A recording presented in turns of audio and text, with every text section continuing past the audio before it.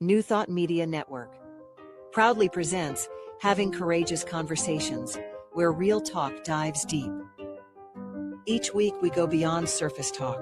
We open our hearts, speak our truths, and dive into the stories that shape us. No scripts, no filters, just powerful, unforgettable conversations about life, purpose, healing, and truth. Join the conversation, because your voice belongs here. Please like, share, and subscribe. Check out our YouTube channel at Having Courageous Conversations or email us at yourshowyourvoice@gmail.com. Now, let's have a courageous conversation. The views and opinions of our guest and hosts do not necessarily reflect those of New Thought Media Network, or any organization we may be affiliated with.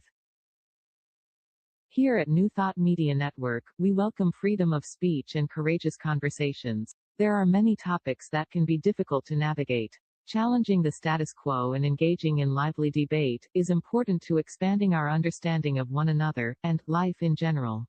Creating a peaceful world doesn't happen because no one disagrees, it happens from a willingness to understanding one another. In our programming, we strive to expand consciousness and assist people in creating remarkable lives. Your comments are welcome at info@ntmedia.org.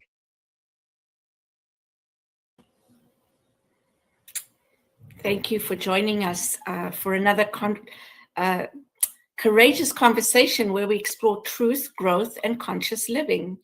We believe that when we speak from the heart, listen with compassion, and hold space for one another, we create possibilities for healing, growth, and real connection.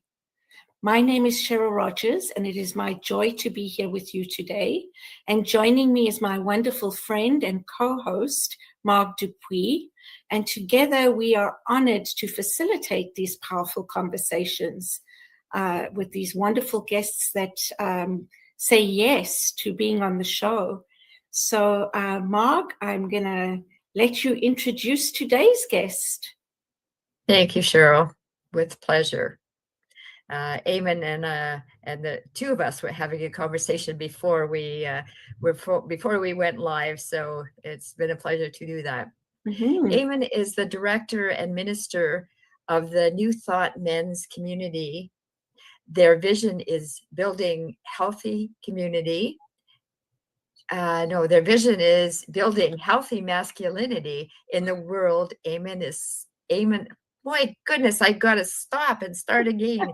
Eamon supports wholeness through heart and soul healing work and creating sacred spaces that nurture and bless community. He finds deep spiritual connection through the New Thought spiritual philosophy and men's soul work for over 30 years. These experiences have had a profound transformational healing impact on his life. I look forward to digging in there a bit later. And he now shares his wisdom through the New Thought Men's Community. He has led hundreds of men's groups, from the small groups to major retreats, gatherings, and international summits. I think I need to go wash my mouth to get it to work better. His book, The Blessing Circle, is about the future of men's work, connection, community, brotherhood, and powerful belief in the brilliance of ourselves, the future of masculinity, and the blessing of the world. Thank you for joining us. And I gave you a heads up that I was going to poke the bear with a first question. Yeah. So in the intro, what I hear is a lot of men's community, men's soul work. And if we're all one, why is it just with men? Great question. There is the paradox, right? There's the paradox that we're one, that we're this spiritual being, that we're one with the cosmos, we're one with everything, we're connected on this deep level, that there is no difference Sonny Cantrell Smith was on our summit today talking about spirit has no gender. And that's the truth. And then paradoxically, we are these human beings with these neural feedback loops, with this heart, emotional experiences, these mental experiences, these physical, visceral experiences of life that we have going on all around us, and the bumping up against other independent, unique, and different experiences of individuals manifesting, these spirits manifesting as individuals in the world, about 8+ billion of us these days, right? So therein lies the paradox of how do we really honor and bless who we are as this human expression and this human experience, and then also at the same time be able to honor that larger picture of I see you. I understand you. I get you on this soul level. We are the same. We are equal. No one can be more spiritual on that level than another. There is perfect equality there. And so therein lies the challenge for us as human beings, right? To bring that greater wisdom, that divine connection, that part of ourselves that is beyond time, beyond space, that is connected to all the knowingness of the universe and the cosmos. And here we are in these physical bodies and having this human experience. And like you with the intro, I have dyslexia, so I was just loving you in that moment. That's how I read sometimes. So, we all have these quirks and these histories, these upbringings, these impacts and influences, both amazing and incredible, and also painful and traumatic on some levels, as these human expressions, and trying to live our lives and find more joy and happiness and fulfillment and love, abundance in the world. So I have to say, Eamon, when I first met you, I was so excited that there was somebody who was doing male spirituality, like bringing in the masculine side of the spiritual movement, because I don't know about many other communities, but certainly in ours, we have a shortage of men in our spiritual community. It's mostly women. And I've seen that in a lot of groups. So I love that you're doing this. So I want to hear from you. What does healthy masculinity mean to you? That's a great question. And really an individual question on some levels. I mean, on some levels it isn't, because given our current social situation, at least here in America, it's like, okay, we're kind of seeing unhealthy masculinity really playing out very prominently in the press and in other ways. And then, also that is a paradox to what's really going on for most men, I would say, in our community and in the world, who are the 80 or 90% who are about this love, who are about being good human beings, about being loving and kind and nurturing, uplifting this greater experience and understanding of equality, of the deeper principles by which we understand it, which is like there's on the one hand, we are the same. We are a part of this oneness and wholeness with the cosmos. And yet, I have differences in my brain, being a neurodiverse person, but I also have testosterone. I also have all these other experiences of being raised in this society that I was raised in by the parents who were raised by their parents in a certain way. And we have these histories to help us be these individualistics, or the cutting edge of the divine expression, right, on this larger scale. And that's part of our reason, I believe, anyhow, for being here, is we are these individual, incredible expressions, so unique and diverse. Like there's not one of us that's the same. Yeah. And so it's like we get to celebrate this diversity, and then that's why I think, Spirit loves paradox, because it constantly puts us in these situations where here's your human experience, and we're going to put you as a male on this planet with this kind of, skin color, Conditioning. this philosophy that's, raised in all these influences that you'll take in, and your brain will go, I am this. And then paradoxically, I am infinite. I am stardust. I am, a part of the oneness Mm-hmm. that the entirety of everything is. Mm-hmm. It's So quite what led you to men's soul work? What led you to delving into this masculine side of spirituality? Yeah. Well, as Marg had mentioned, I kind of found this New Thought philosophy and men's work at the same time.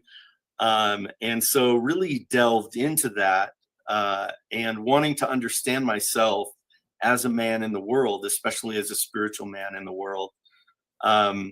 I grew up with 3 sisters and a mom who was very present with me in good ways and bad ways, as we all have. And then my dad, who was very much, they were very much in their roles, Mm-hmm. right? As they were part of the silent generation. So, they were very much like, I'm the dad. I go to work. I'm the provider. I take the trash out. I mow the lawn, and my mom, who was very much, I am the homemaker. Mm-hmm. I am, I take care of the kids, and all of those roles. And so, when we're steeped in that, and then I think my generation, I was looking for, because not that my dad wasn't there, he was just very quiet. He was very silent. He was more introverted like myself. My mom was more extroverted. So there were a lot of interesting play going on, even with them in their generation, that were not like, the stereotypical, the guy's supposed to be all extroverted, and the female is supposed to be more introverted, and Mm-hmm. and they were way backwards on that. So that's kind of what got modeled for me, as my dad was really focused on work, and he worked a lot to provide for us. I'm so grateful. Mm-hmm. And they were wonderful parents, for the most part. Really appreciate them. But I think that upbringing, and having sisters, and not having that outside influence of other men to be able to go, what is the now experience of masculinity? Mm-hmm. And so when I started to question that, and work with that question of, who am I as a man? Because my dad was a very kind and gentle and loving man. And as we were talking about earlier, very Catholic. My folks were very Catholic. I was brought up Catholic. And so, they were, he especially was kind of the very silent type, and which I can relate to. And I even in a lot of ways I took on, and still have today. Although you wouldn't know it right now, but I prefer that. I live in the mountains here in Colorado, and I love my isolation. I love my time alone. It helps me rejuvenate. But when I got together in a group of men, and especially started doing retreats and things like that to get in touch with that, I found a men's group. I found a mentor, actually. And he was, of course, brought to me by a woman in the church that I knew. And so even I found men's work through the women through this woman who loved me and wanted the best for me, and introduced me to her friend. And he mentored me and another guy that I knew.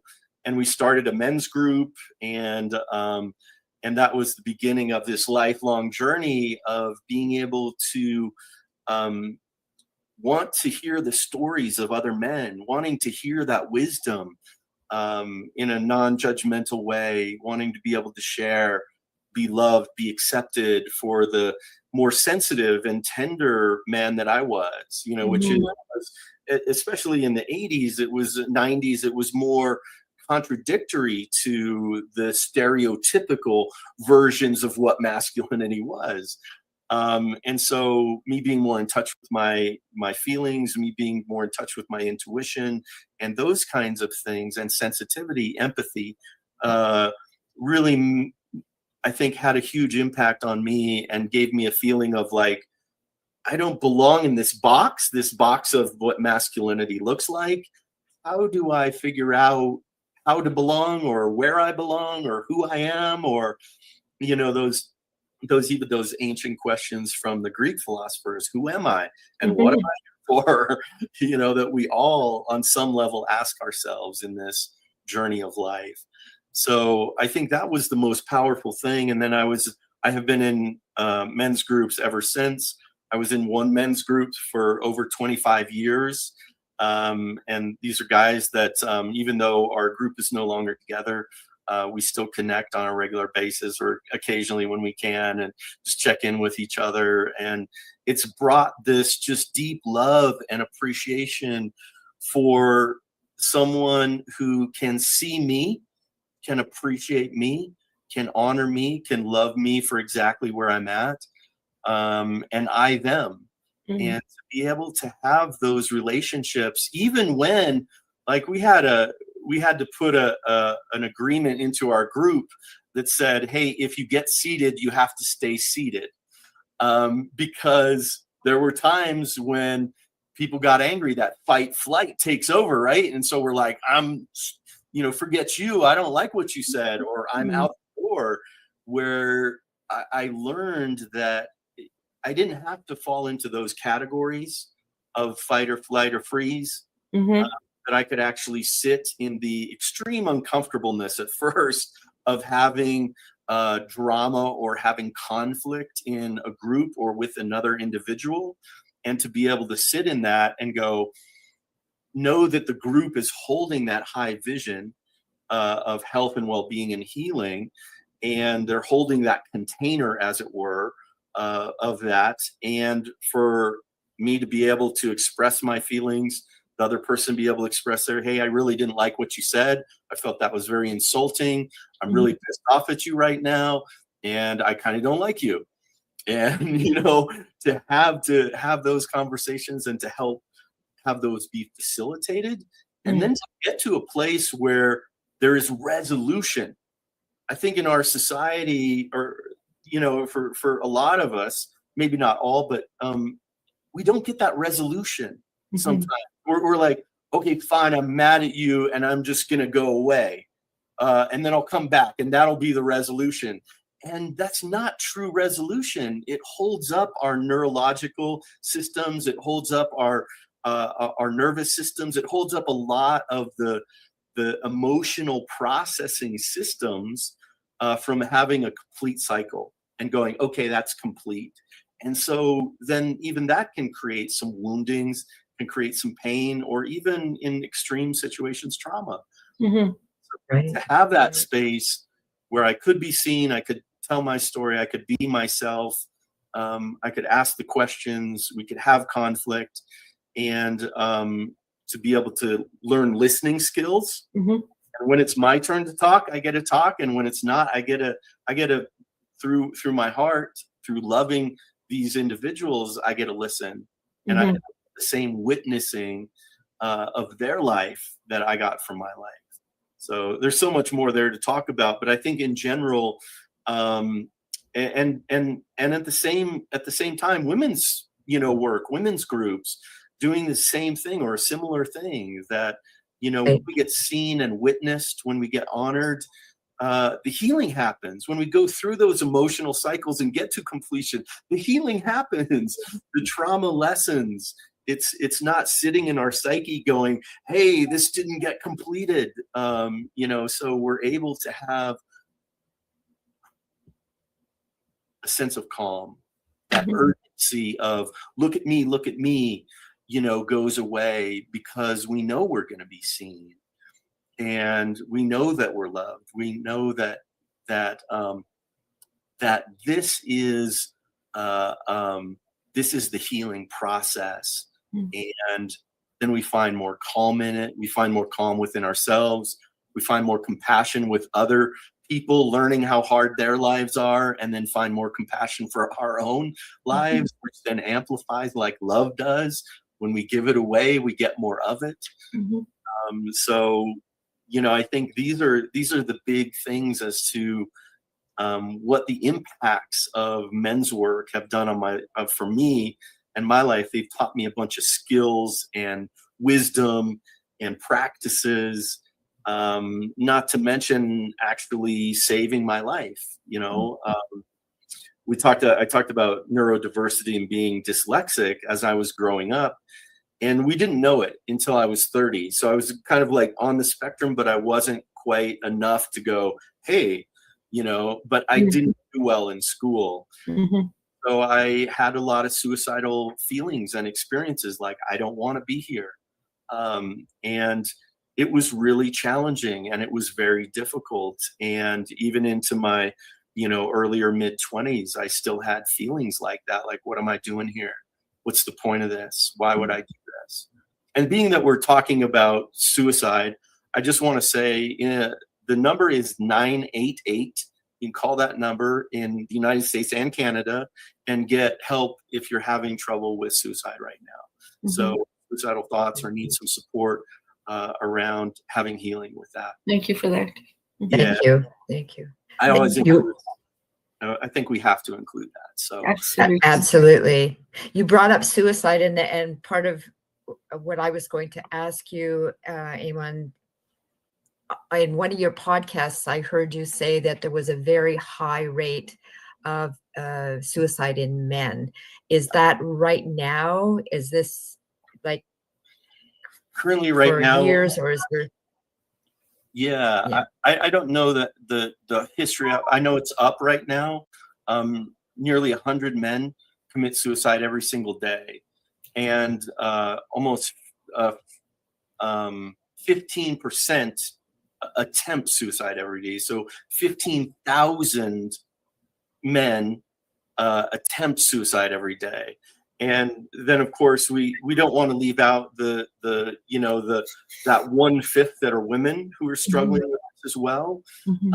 And we want to honor that, because when we help anyone, we help everyone.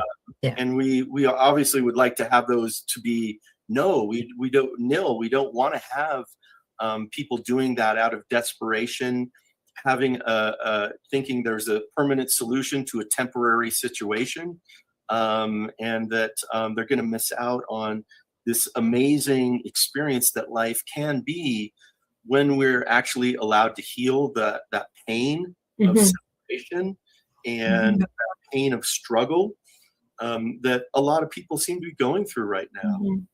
The world is full of change right now, and it's not easy.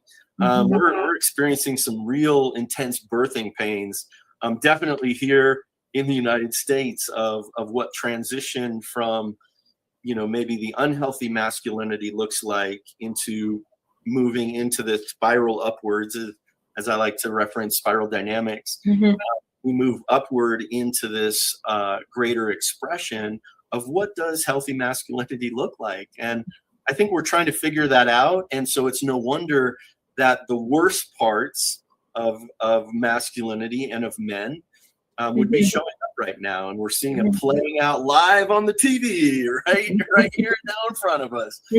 Absolutely.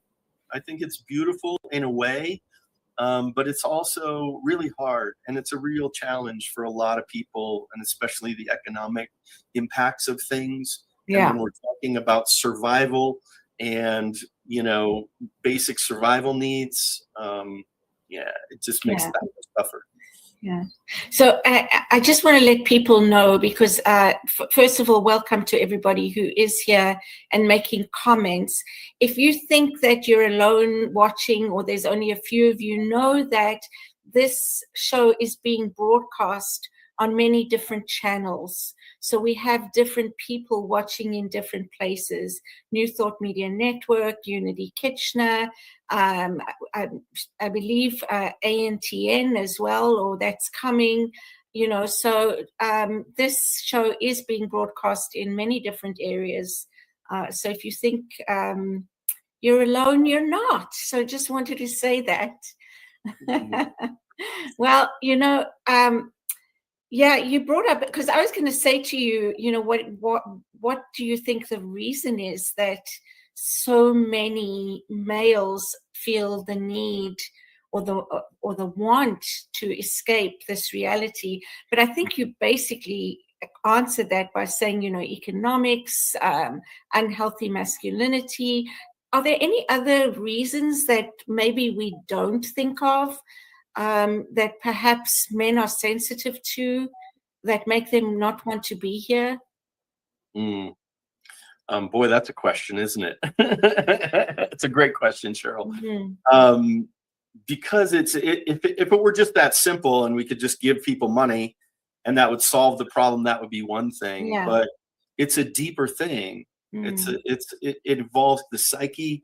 It involves our upbringing. It involves the stereotypes that men are this. I feel probably one of the biggest challenges and also one of the biggest traumas, and thusly the trauma that keeps on expressing itself through those individuals are, in the past, men have not been able to express themselves emotionally.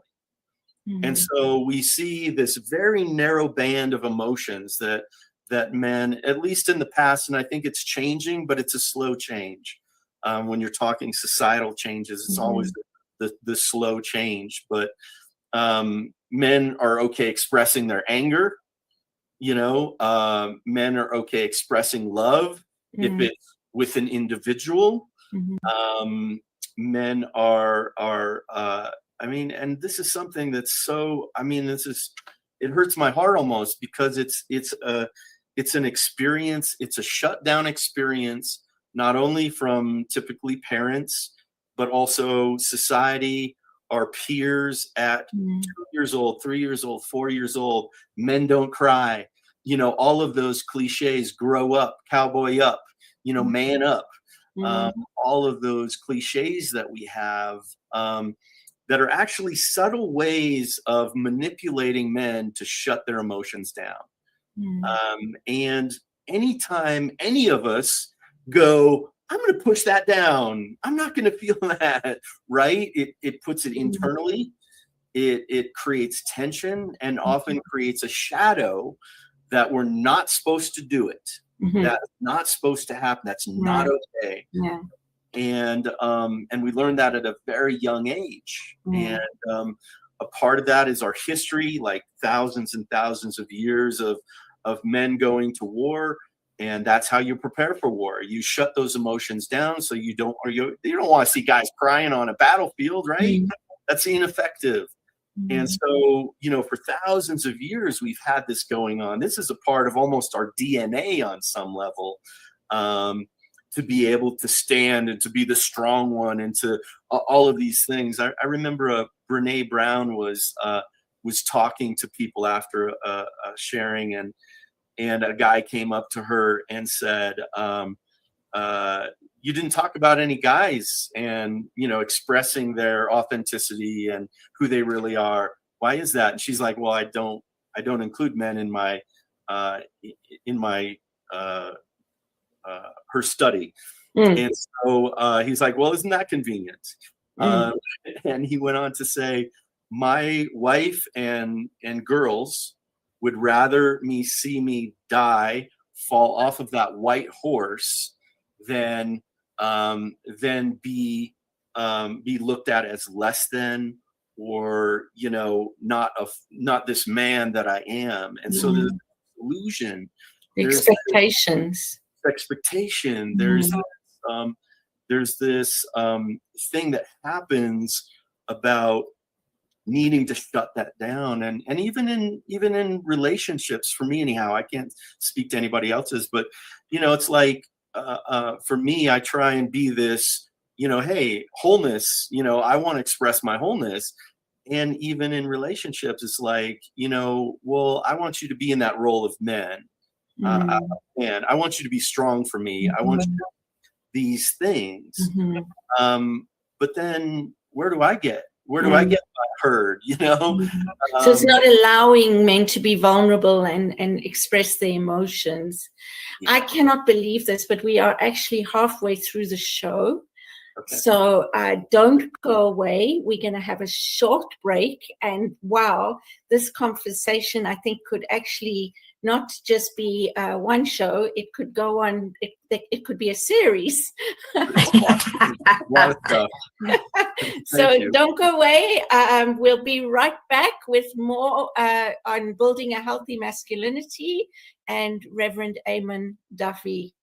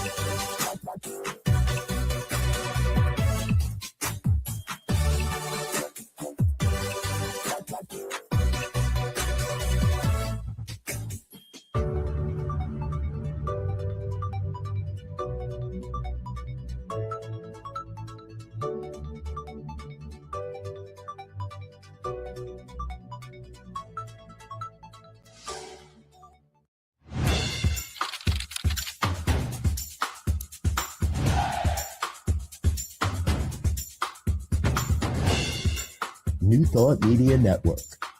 We are a global broadcast network of positive music, media, and entertainment, inspiring humanity's evolution along the journey of enlightenment and creating a world of love, peace, empowerment, and prosperity for all. New Thought Media Network. Positively inspiring.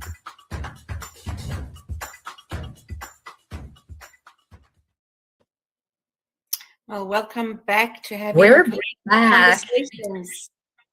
Yes, we're back. Mark. Marg, okay.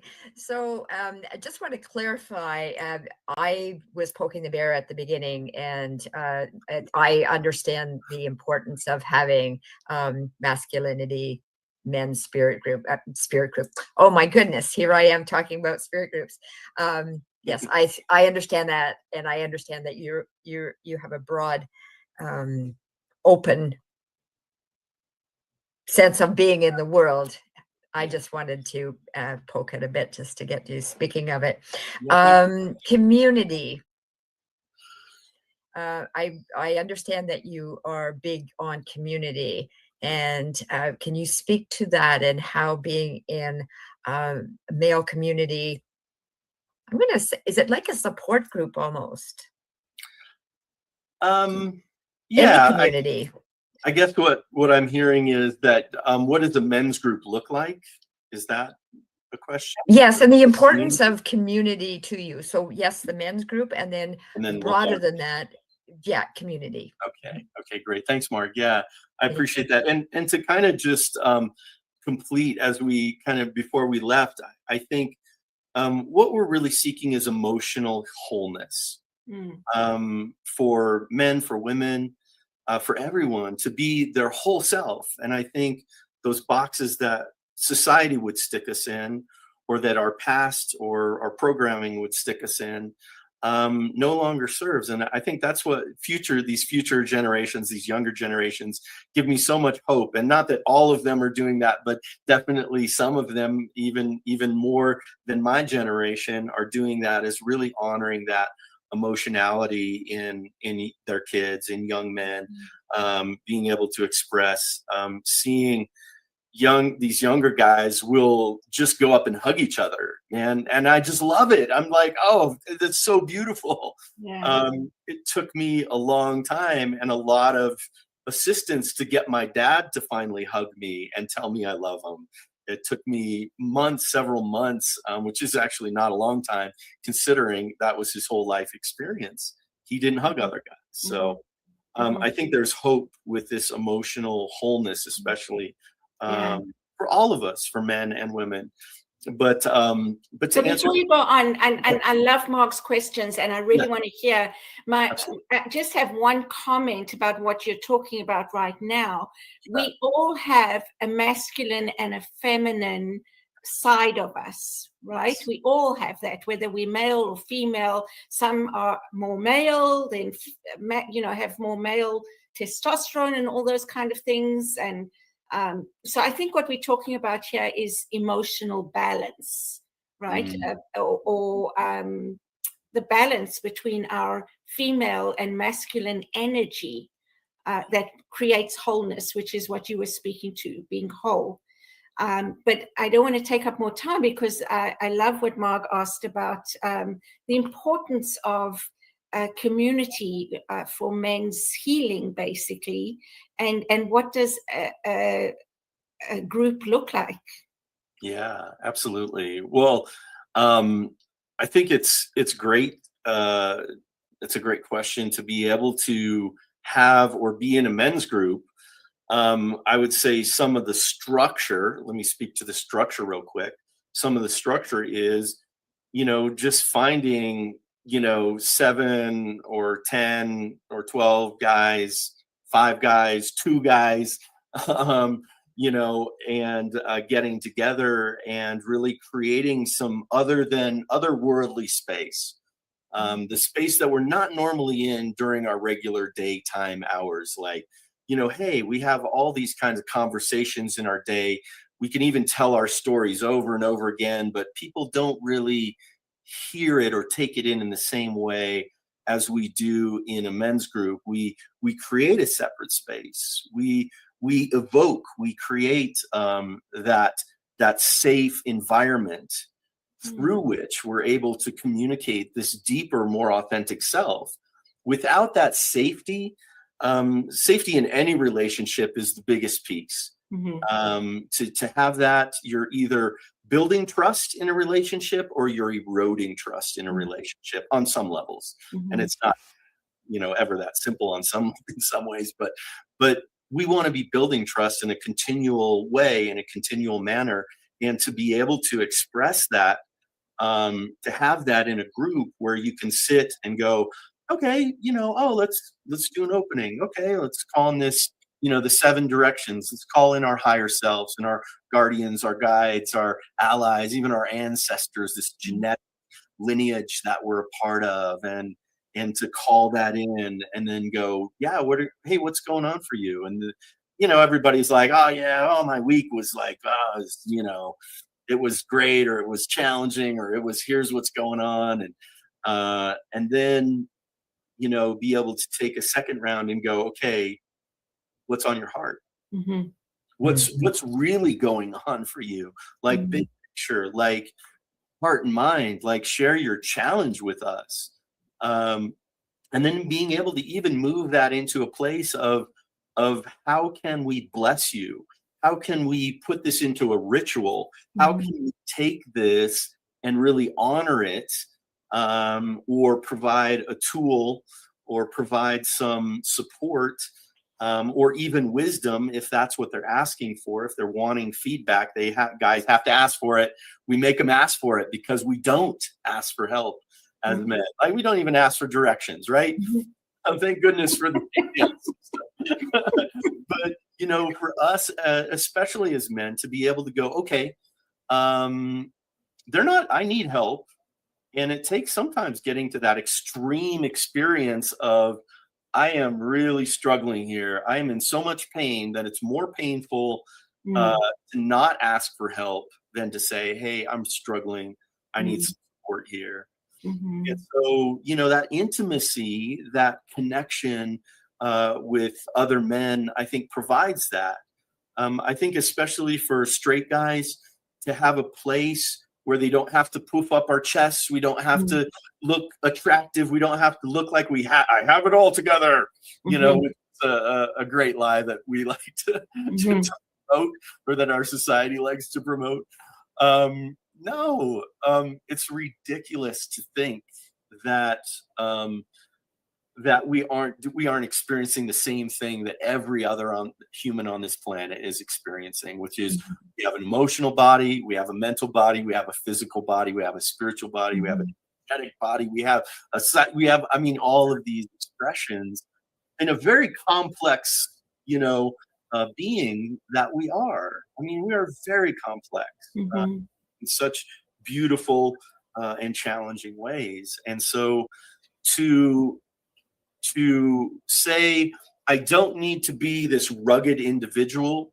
I don't need to have this, I've got it all together scenario, that I can think my way out of anything, is just not true at all. It doesn't honor our wholeness, and it denies something within us from being expressed.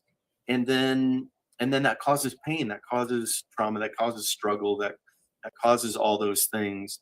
And so by having this men's group to be able to be this authentic individual and have this safe place, especially in our New Thought communities, the spiritual men with like-minded other men, that's the men's group that I love. That's any group that I love, but that's especially the men's group that I love.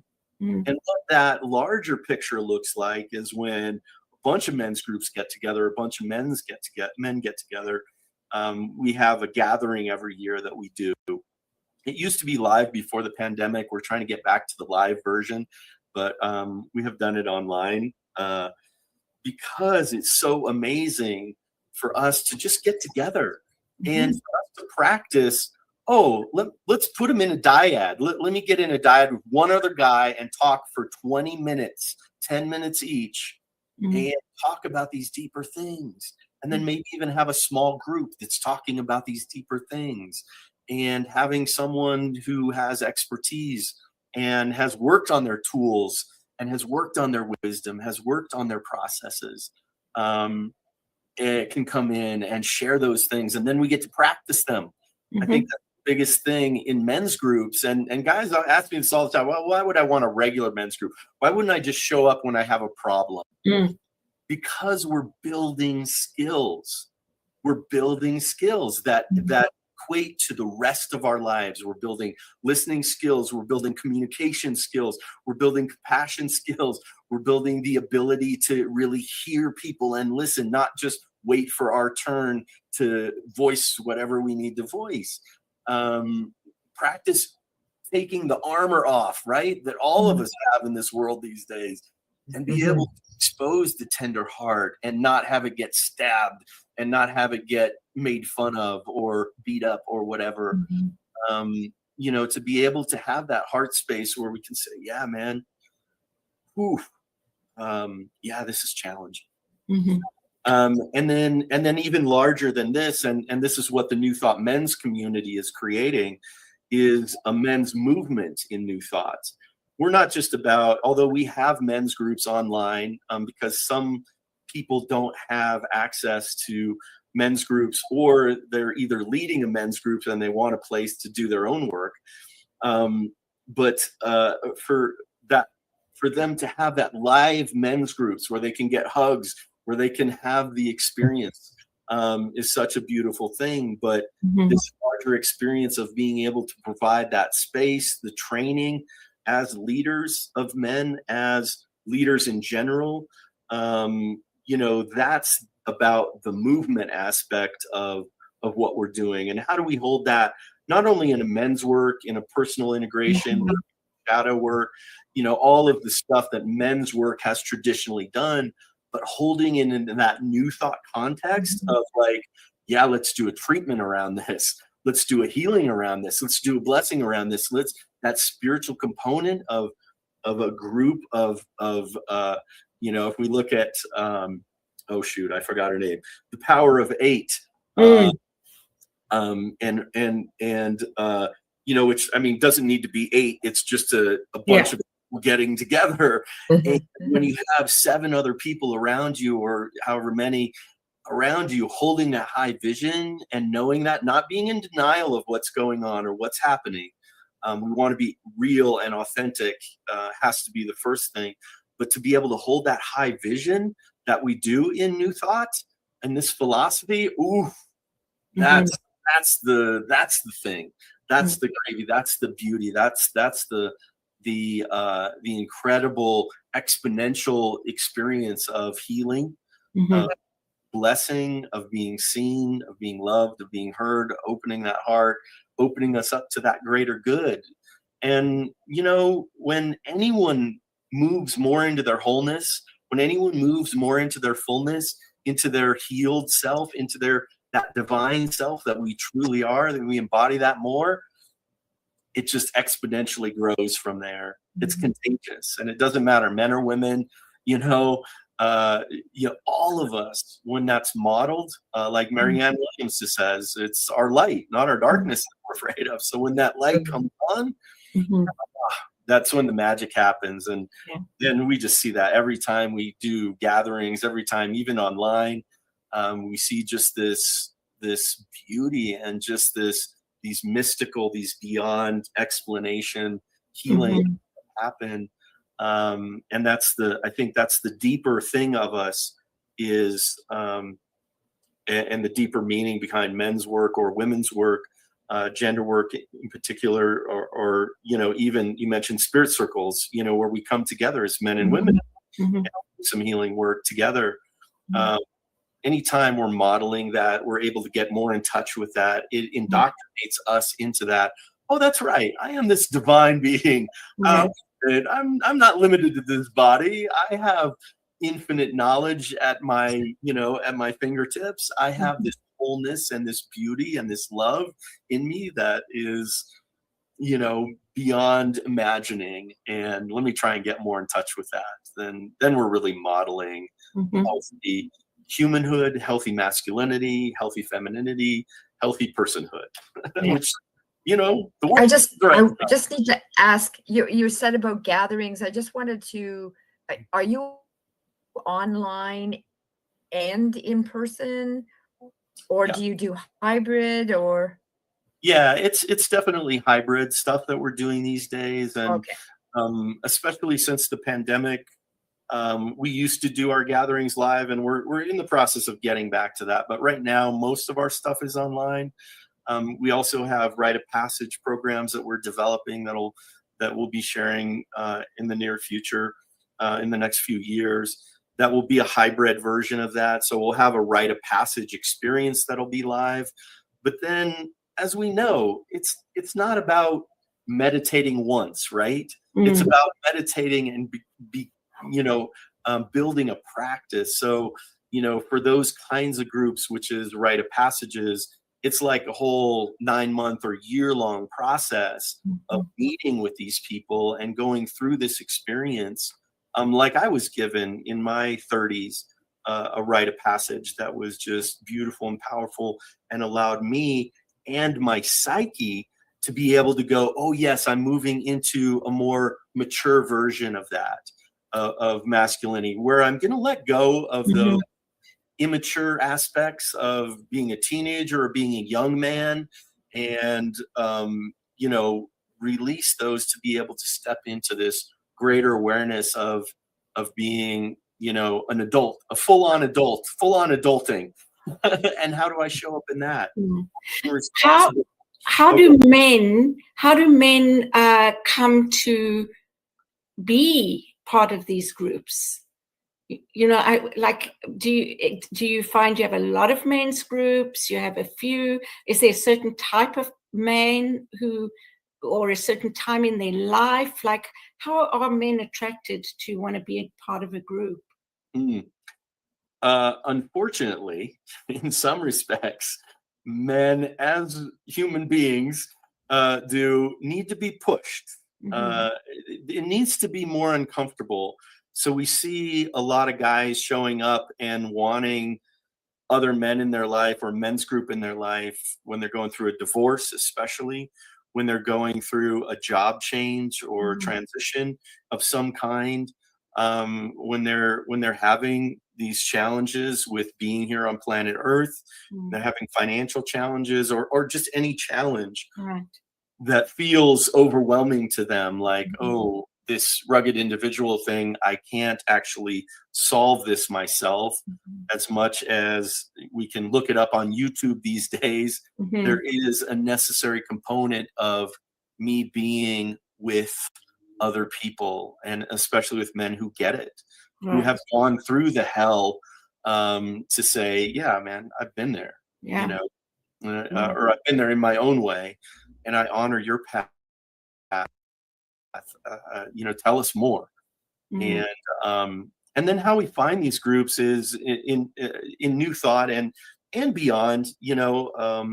My book, The Blessing Circle, I basically tell my story of how men's work has impacted me in a lot of ways, but how to start a men's group.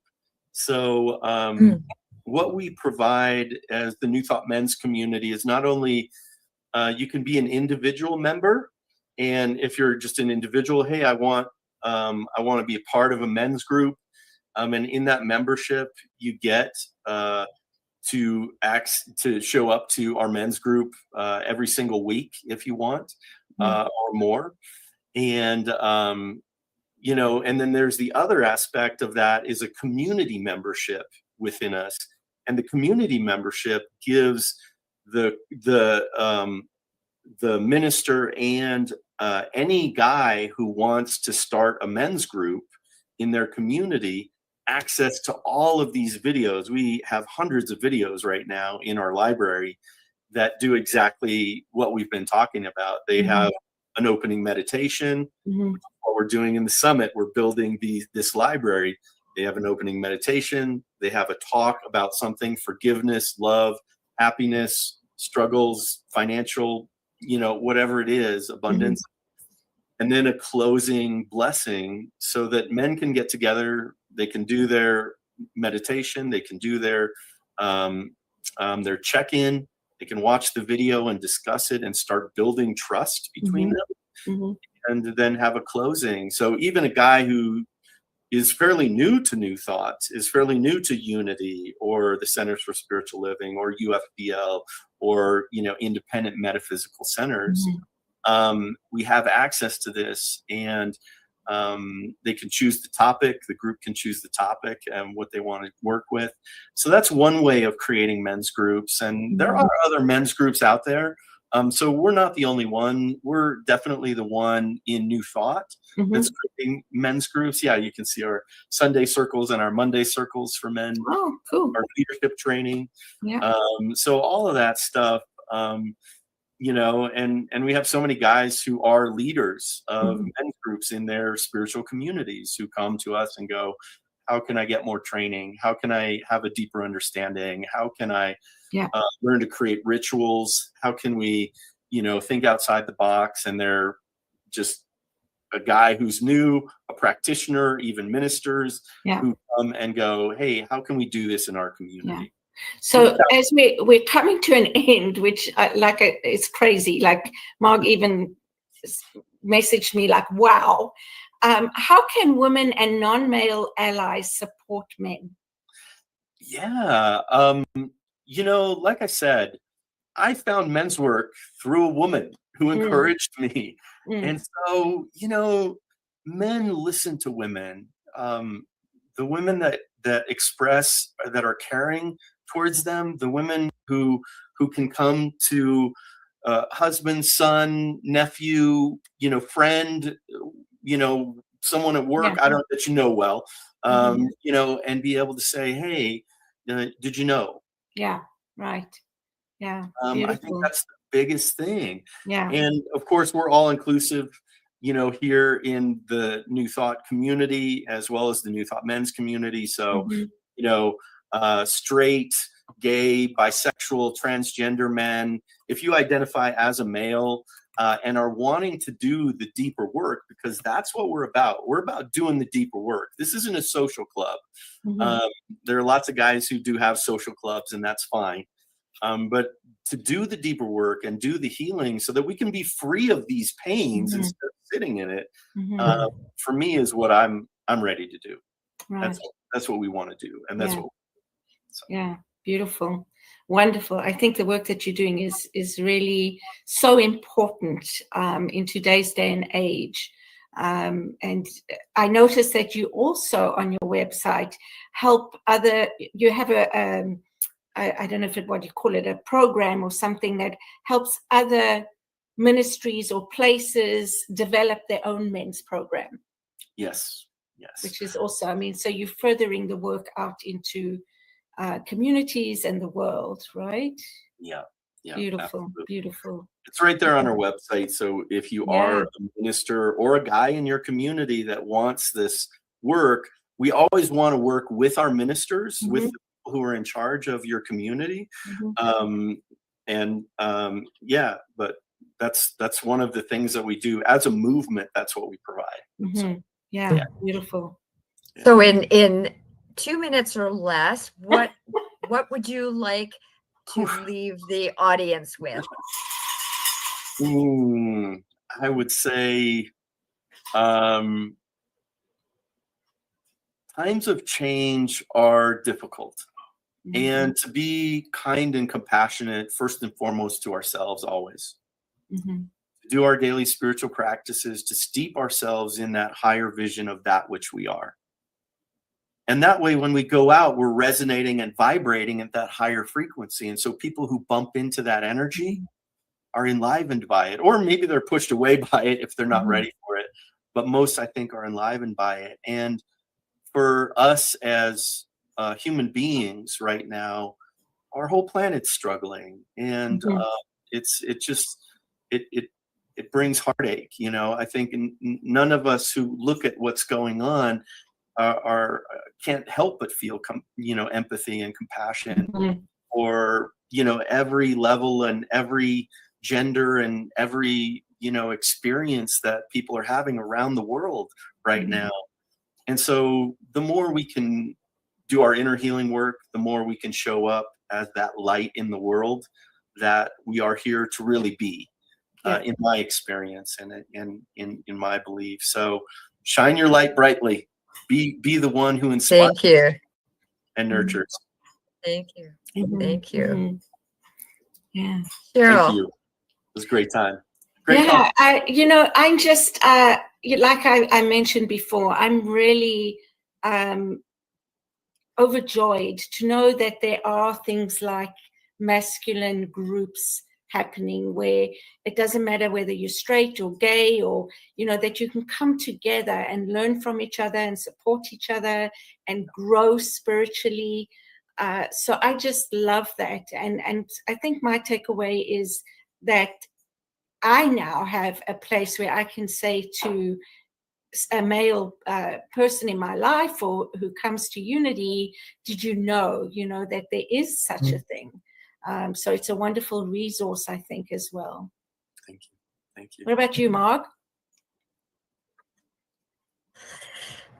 This part of the show I find difficult to answer because I'm a processor. So I will take the show away with me and process and go, oh, I learned this, or I would have said that. So I'll say that I enjoyed our conversation with you today, and I see the passion expressing in your eyes.